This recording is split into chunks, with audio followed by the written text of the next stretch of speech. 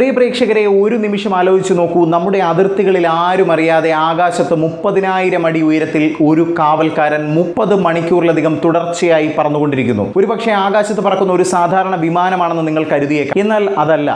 ഇന്ത്യയുടെ പ്രതിരോധ മേഖലയിലെ ഒരു വമ്പൻ വാർത്തയാണ് പുറത്തേക്ക് വരുന്നത്. നമുക്ക് ആഴത്തിൽ തന്നെ പരിശോധിച്ച് വരാം. വാർത്ത ഞാൻ വിശദമാക്കാം. പ്രിയ പ്രേക്ഷകർക്ക് പേജ് ഡോട്ടിലേക്ക് സ്വാഗതം. വളച്ചു കിട്ടുന്നില്ല, നേരെ വിഷയത്തിലേക്ക് വരാം.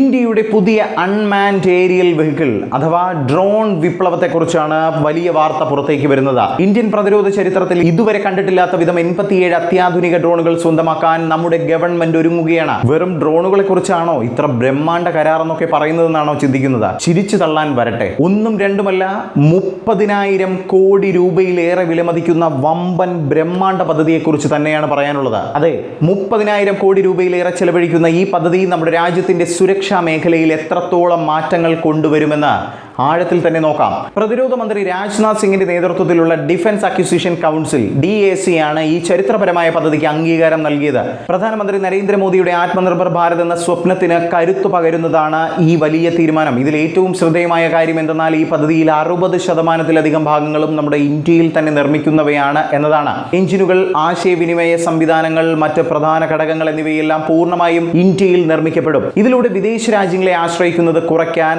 നമുക്ക് സാധിക്കുന്നു എന്നതാണ്. HAL, Adani defence, idea forge തുടങ്ങിയ പ്രമുഖ ഇന്ത്യൻ കമ്പനികളാണ് ഇതിനായി ഇപ്പോൾ രംഗത്തിറങ്ങിയിരിക്കുന്നത്. എന്തുകൊണ്ടാണ് ഈ 87 ഡ്രോണുകൾ ഇന്ത്യക്ക് ഇത്രത്തോളം പ്രധാനമാകുന്നത്? നമുക്കതൊന്ന് പരിശോധിക്കാം. 30,000 മുതൽ 35,000 അടി വരെ ഉയരത്തിൽ പറക്കാൻ ഇവയ്ക്ക് സാധിക്കുമെന്നതാണ്. കൂടാതെ 24 മുതൽ 30 മണിക്കൂർ വരെ തുടർച്ചയായി പ്രവർത്തിക്കാനും ഇതിന് കഴിയും. അതിർത്തി പ്രദേശങ്ങളായ ലഡാക്ക്, അരുണാചൽ പ്രദേശ് തുടങ്ങിയ ഉയർന്ന മലനിരകളിലും ഇന്ത്യൻ മഹാസമുദ്ര മേഖലയിലും ഇവ കണ്ണിൽ എണ്ണയൊഴിച്ച് കാവൽ നിൽക്കും. അത്യാധുനിക റഡാറുകളും ക്യാമറകളും ഉപയോഗിച്ച് തത്സമയ വിവരങ്ങൾ നൽകാനും ഈ ഡ്രോണുകൾക്ക് സാധിക്കുമെന്നത് എടുത്തു തന്നെ പറയേണ്ട ഒരു വസ്തുതയാണ്. ഈ പദ്ധതിയുടെ ഏറ്റവും വലിയ പ്രത്യേകത എന്തെന്നാൽ ഇതിന്റെ നിർമ്മാണ രീതി തന്നെയാണ്. 64:36 എന്ന അനുപാതത്തിലാണ് ഓർഡർ 2 ഇന്ത്യൻ കമ്പനികൾക്കായി വീതിച്ചു നൽകിയിരിക്കുന്നത്. ഇതനുസരിച്ച് ഏറ്റവും കുറഞ്ഞ തുകയ്ക്ക് നിർമ്മാണം വാഗ്ദാനം ചെയ്യുന്ന കമ്പനിക്ക് 56 ഡ്രോണുകൾ നിർമ്മിക്കാൻ ലഭിക്കും.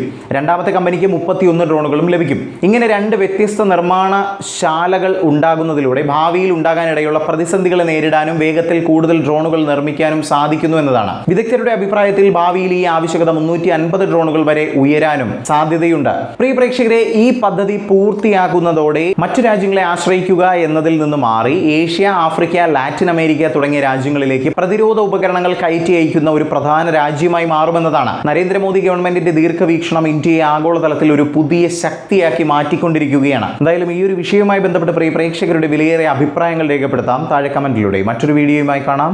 ജയ് ഹിന്ദ്.